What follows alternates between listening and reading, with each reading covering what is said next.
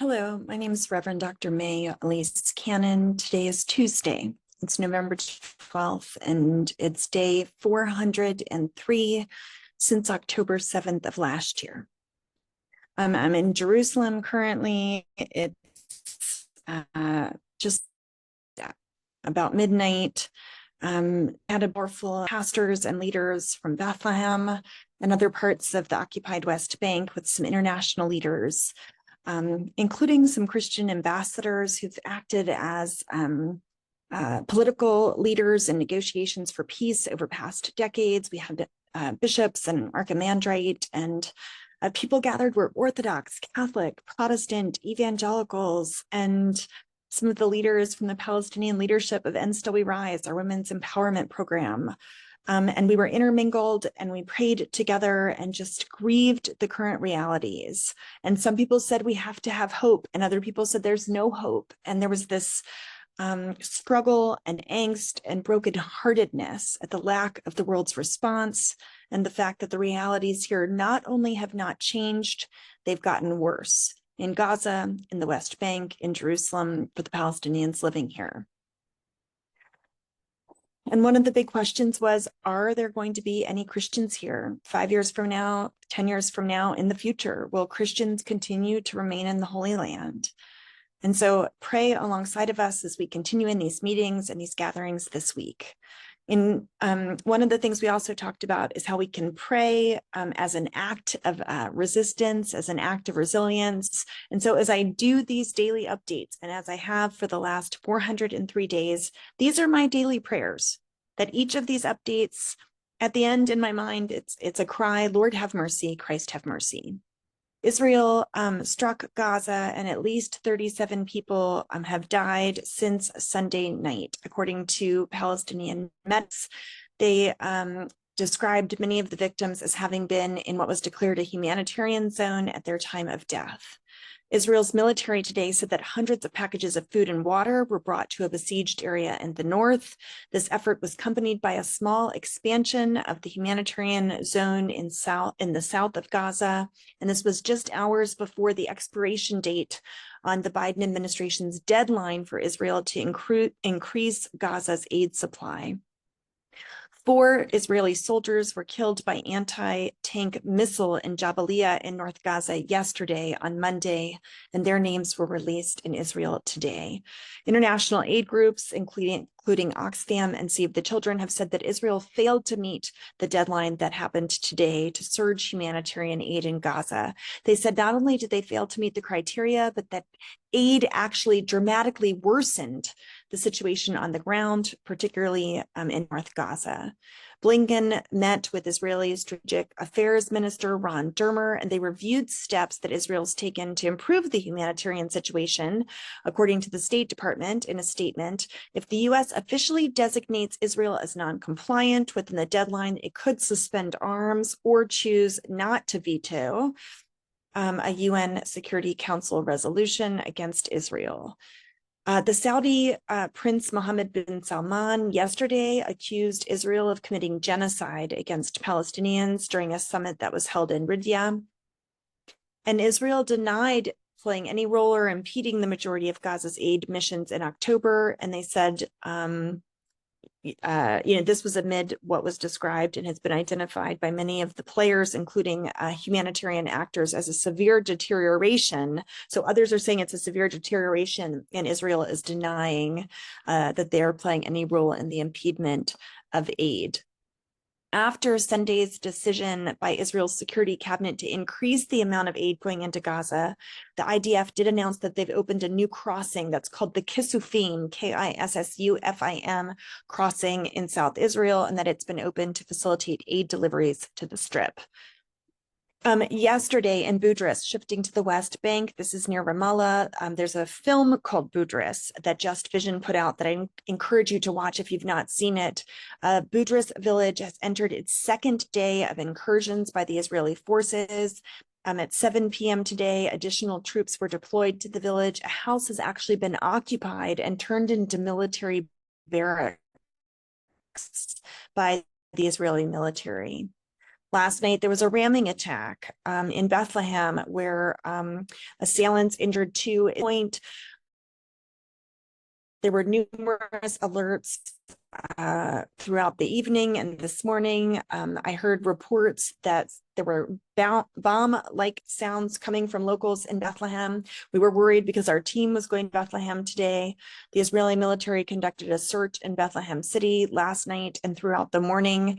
That's very unusual. It's Area A. The Israeli military does have incursions into the refugee camps, but to be in the heart of the city is much less common. It wasn't until almost noon today that the report came through. The two suspects turned themselves in. Means that the time has come to end parts of the West Bank. This was said yesterday by Israel's finance minister, a strong indication that the date of Trump's election is emboldening the hardliners in Israel.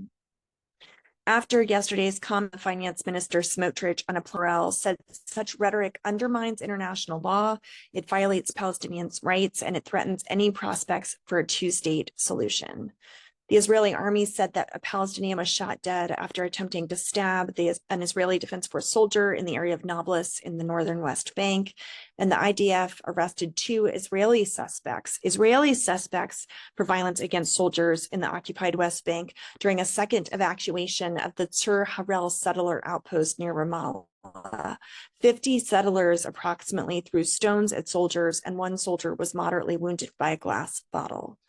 In terms of Lebanon, the Ministry of Health reported 17 people killed, and 12 Arabic language spokesperson called on the residents of 14 additional villages in South Lebanon to evacuate immediately and move north of the Awali River.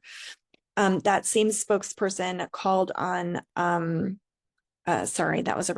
Israel's newly appointed defense minister, Israel Katz, said there will be no ceasefire and no respite in Lebanon, contradicting the Israeli foreign minister's suggestion yesterday that certain progress is being made on ceasefire talks. And there were at least 5 airstrikes on the Hezbollah-controlled suburbs of Beirut today by Israeli forces. Hundreds of thousands of Syrian refugees are leaving the conflict in Lebanon and returning to Syria. And the attacks on Lebanon thus far have killed at least 3,287 people.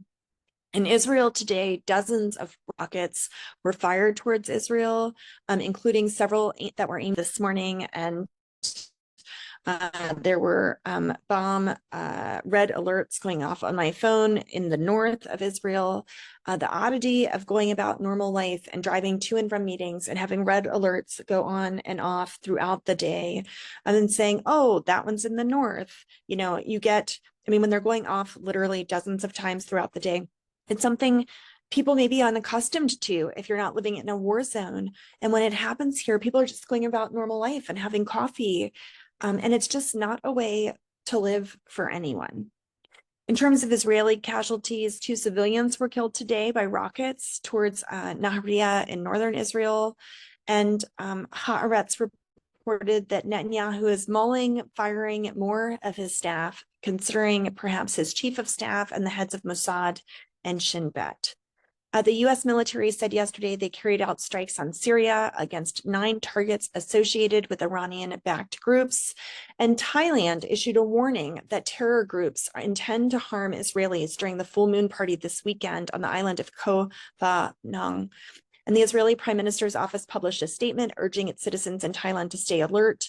After the meeting I had in Tel Aviv this morning, I can tell you there is an internal debate here in Israel about the question of whether or not the global attacks against Israelis are anti-Semitism, acts intended to be against Jews, or if they're acts in response to the actions of Israel. Jewish Israelis are debating this question. Could the acts that are happening against Israelis around the world, could they be motivated? This was what someone told me today, who is a highly respected intellectual in Israeli society. They said, could they be motivated by because of the actions of the state of Israel against the people of Gaza and Palestinians in other parts of the occupied territory?